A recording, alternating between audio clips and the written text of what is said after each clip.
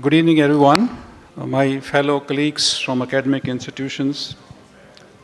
I thank Manish and the network to have me here this afternoon. The topic given to me is who really controls education outcomes, policy, technology, or the institutions. I've been listening to the discussions since almost 12 o'clock. Many issues were raised, suggestions were given, but believe me, all the answers to questions raised lie in this framework. That's what I humbly believe. If I look at the education, somebody pointed out what happened after 1950. So one thing which happened was that UGC came into existence in 1956. I'm not blaming UGC for what has happened after that, but if you trace the history, the glory of Indian education was lost somewhere. We often talk about Nalanda, Takshila, Vikramshila, and the question we often ask, what happened to education with such a bright and glorious past? So instead of telling what happened and what history was, I can cut down 2 steps and perhaps I'll talk about the future. Let me resort to the couplet, a very famous couplet. It says, जुल्फ रातों सी है रंगत उजालों जैसी, मगर तबीयत है वही भूलने वालों जैसी, कभी उसकी आंखों को गौर से देखा है फराज, रात भर रोते हुए जागने वालों जैसी. I think that's what our education is today. We have had glorious past. We do not know what happened. Somewhere something happened, apart from, of course, establishment of UGC and too much of regulation which came on the way 70s, 80s, and then 90s. Outcome-based education gives answers, particularly in a situation when we look at or we are standing between the past and the future. All the past policies and models have collapsed, are dead. The future is unclear. We are still figuring out in what direction to move. And in that interim, outcome-based education seems to be helping us concretize our thoughts. So outcome-based education, I often don't call it only a framework, but a strategic framework. Why I call it strategic framework? Because it follows all the steps of strategic management, particularly the professors of management who are sitting here would know what steps they have. We are also struggling with certain semantics in the interim. Believe me, I raise these questions to the audience of students and faculty colleagues. More than 95% would not only tell difference between or among multidisciplinarity, interdisciplinarity, transdisciplinarity. Even though the National Education Policy talks about only multidisciplinary education, but that is the beginning point. We do not realize the benefits unless we think of interdisciplinarity and transdisciplinarity of education. And that's where the solutions lie. We're still not clear about the difference among terms like examinations, evaluation, and assessment. We have not been doing assessment, in fact, even though continuous assessment appeared in the policy almost 10 years ago. First time in 2008 by AICT, 18, and 2019 by the UGC in evaluation reforms. We have still not mastered the art of this. Outcome-based education framework has been emphasized by all the accreditation bodies. In my 15 years of chairing the National Board of Accreditation Committees, where outcome-based education lays a lot of emphasis, a significant percentage of marks have been given, I won't be exaggerating if I say that not more than 5% institutions have understood the art of OBE. And that's the average of a country. If you look at NAC and every other initiative, some institutions not gone for this or have not visited this, I would still rate that outcome-based education, which became known to us in 2014, when we became signatory to Washington Accord, is at 15 to 20% level, on a very, very optimistic estimate. I was told by Manish and many people, and I think I know a little bit, but I still don't know more than 30-35%. Because every time I discuss OBE framework, you learn a lot. It is so exciting, so scientific. In the morning, I think only one speaker mentioned about learning outcomes. To me, quality education involves 2 steps. And the first step is articulating outcomes at an appropriate level, may it be program educational objectives, program outcomes, program specific outcomes, or even course outcomes. And you can go down further to module outcomes or topic outcomes. This is step number 1. We seem to have learnt the art of articulating outcomes to some extent, even though certain nuances are not understood.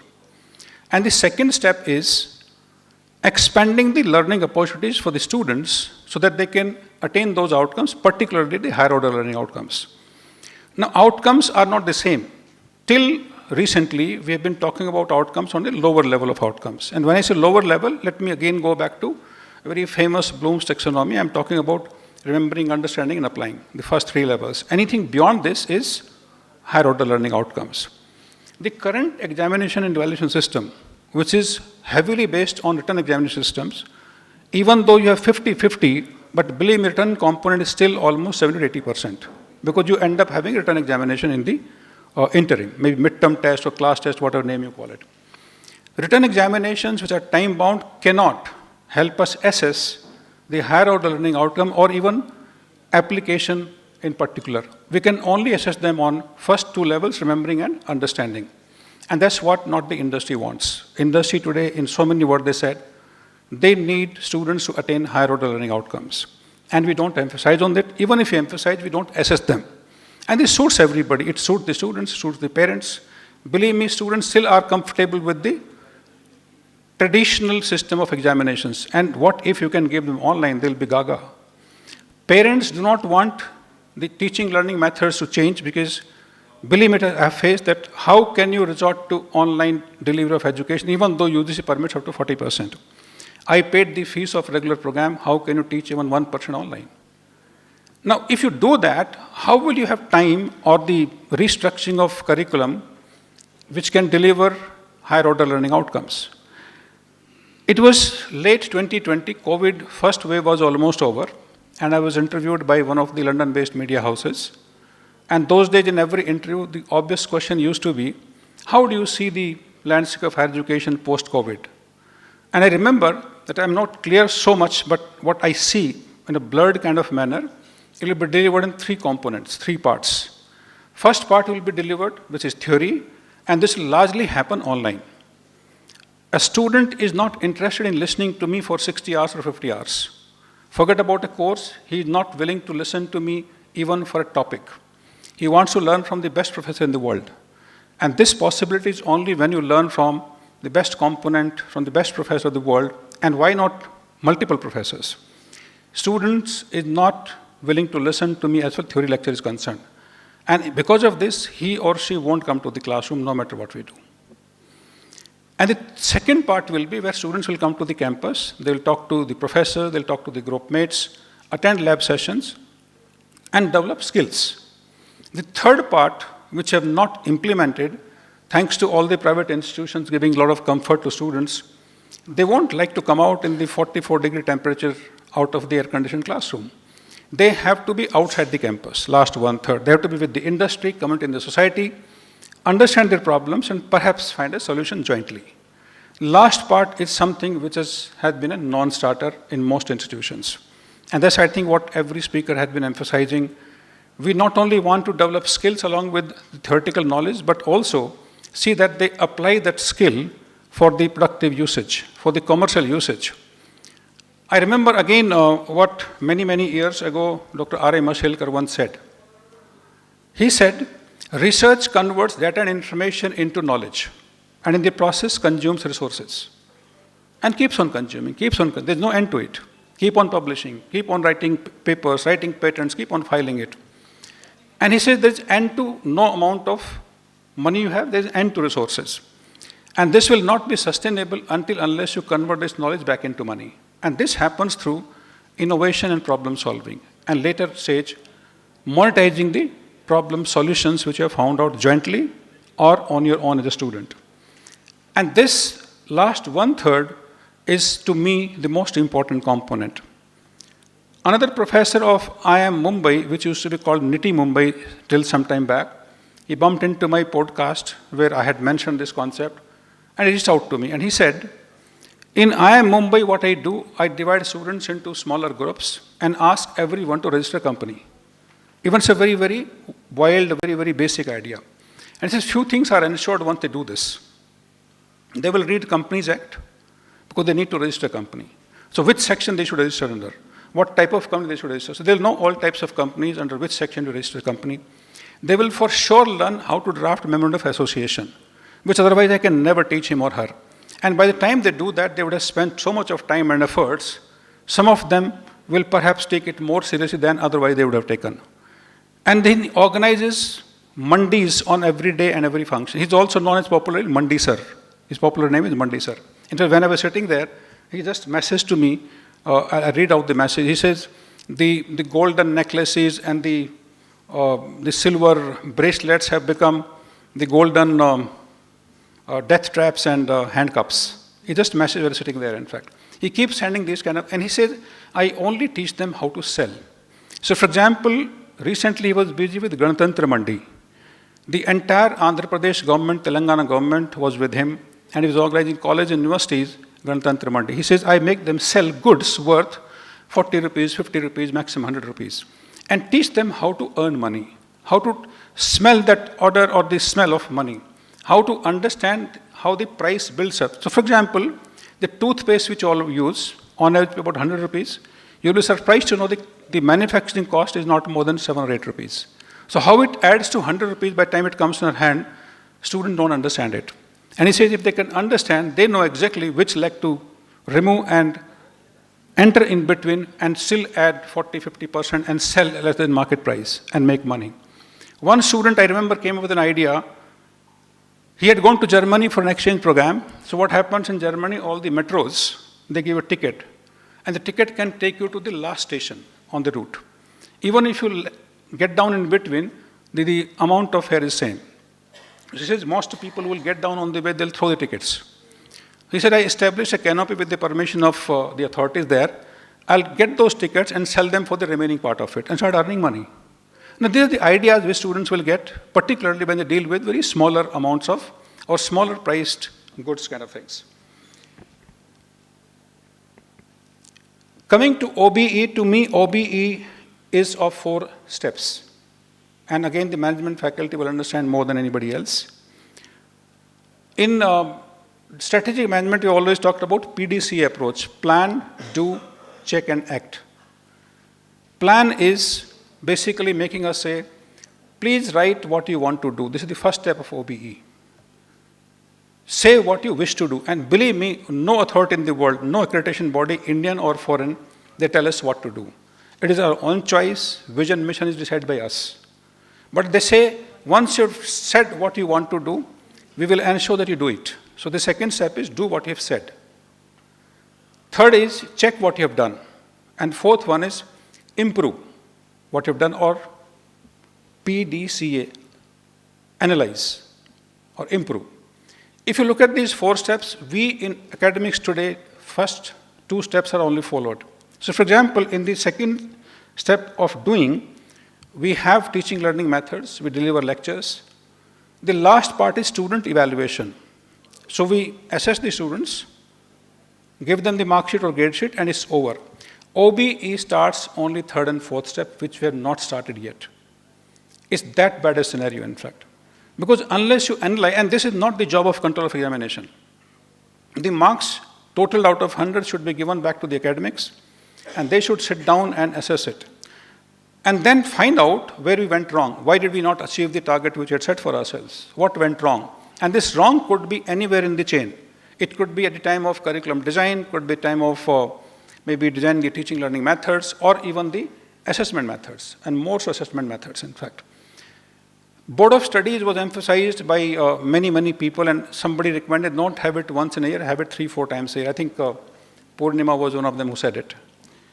Board of Studies do not get the right kind of inputs when they come and sit down and decide. They cannot read your curriculum and then decide in a day or 3-4 hours they come for. They need to be given very concrete inputs. For example, having articulated your outcomes at different levels, the most inefficient way I found out is when you map course outcomes with program outcomes. This science is not understood by us. And once you map that, believe me, you can map skills with the program outcomes, you can map number of credits to the outcomes and number of course outcomes to the program outcomes. Many times you will find some courses have very little relevance to the program outcomes. And that particular course is being taught by a professor for the last 20 years. he will fight tooth and nail not to drop that course. Time has come when many courses have become absolutely redundant and they still form part of our syllabus. We don't understand difference between syllabus and curriculum, in fact. So the need is to understand subtle difference among those terms also. But one-third, and one-third is the model which will only succeed in the time. In academics, I'm sure another thing which most of you know is two loops we've been talking about. And the first loop is called academic loop. This says all teachers undertake research. You go to industry with this research and test it in the form of training and consultancy. And through the interaction, through this testing process, what enrichment takes place, you bring it back to the classroom, and therefore the teaching quality goes up. And hence the importance of research in academic institutions. The second one is the innovation loop, which I just mentioned, which Dr. R.A. Mashelkar mentioned a few years ago. Data information converted back into knowledge, consume money, convert back into money through innovation and problem solving or practice or entrepreneurship, whatever name you want to give it. Can there be a method where these two loops can be integrated? Can there be teaching learning tools which can integrate these tools? And believe me, once you're able to do that, 80% of national education policy would have been implemented. NEP does not say anything but how to expand the learning opportunities for the students. Whether it's multidisciplinarity, it's multiple entry and exit system, online components, internationalization, using IT, online courses, whatever the steps are recommended. There are basically 6-7 steps where faculty's role is required there. If you do that, all your outcomes should have been achieved. And if you're not able to make everybody entrepreneurs, you can make them entrepreneurially thinking and therefore more employable. Believe me, what I'm talking is something I've done multiple times. We could make about 500 students of BB and BCom. Of course, they were earning through entrepreneurship, through internship throughout. So what we did, we reduced the classroom hours to about 4 hours. And rest of the day, they will be either first half or second half, working with industry, earning 4,000 to 40,000 stipend. 60% got the final jobs out of that, because they worked with the company for 2.5 to 3 years. Students did not only not take money from the parents, they were supporting the parents. And this lesson we learned during the COVID, because the fee collection, all of you would bear with me that it went down as low 30-35%. Parents, what we learned from COVID was that whether it's a government, it's an organization or individual, they can't survive more than 3 months. What do you do beyond 3 months? So the resilience became one of the major issues.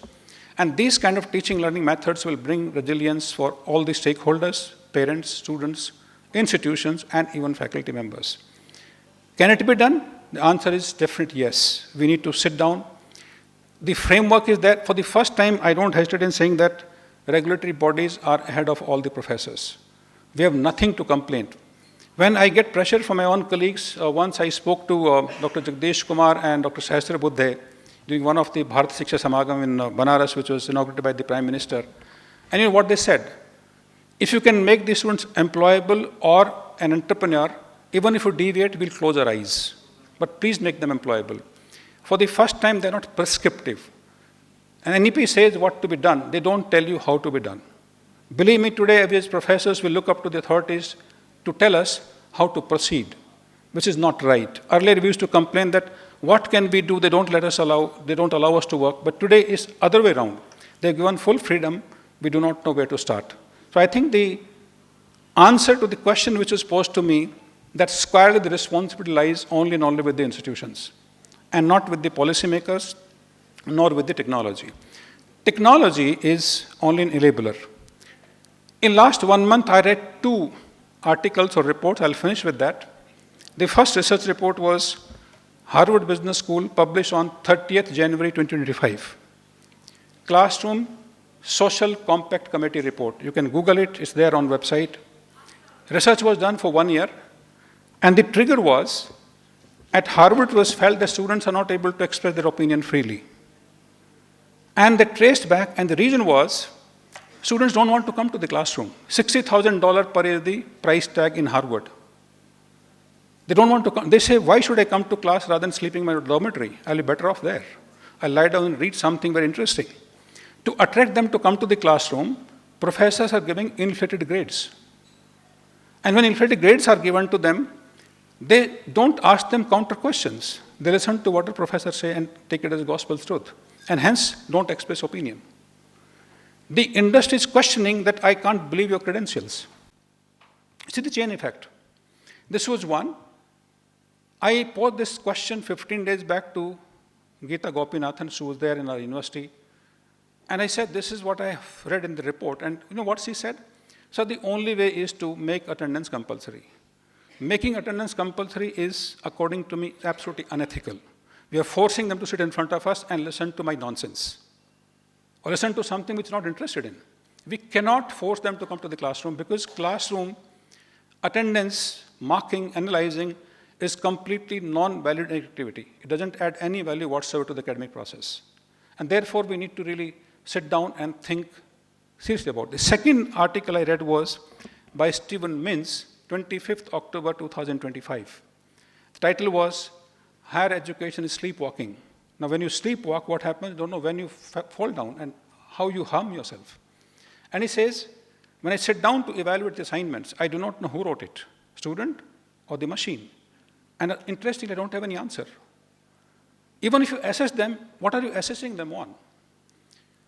About 1 lakh people have responded to me. I always ask this question, is a highest grader necessarily the most employable? Everybody says no. I'm yet to hear somebody saying, no, highest graders are the most employable. I don't know what the house feels. If that is true, what is wrong and who is doing this wrong? India is the only country where we spend least time on assessment. My advice would be, as a consequence of outcome-based education, is we need to change our assessment methods. Ideally, do not have any return component in the examinations. If it was up to me, the first thing I'll abolish is the examination system. Absolutely rotten, conformity and compliance-based, waste of time. I've attended conferences where people spend a day, delegates from 15 countries, particularly at techs, how to stop students from copying, particularly in the online examinations. And nobody spoke to me, how can you preempt copying? Is there a method where there's no scope for copying? Believe me, not a single discussion took place on that. Why these discussions are taking place? I've also seen, we have never thought about how to attract students to come to the classrooms. Why should they come to my classroom? So my 2-3 suggestion therefore would be, number one, cut down number of classes to about 40% of what they are right now. Do not have more than 4 lectures per day in a 5-day week mode. Means 18 to 20 classes. Rest time should spend in the laboratories till the time we have all the virtual labs becoming a reality. It will continue for some more time. And about 40% time should be on the fields.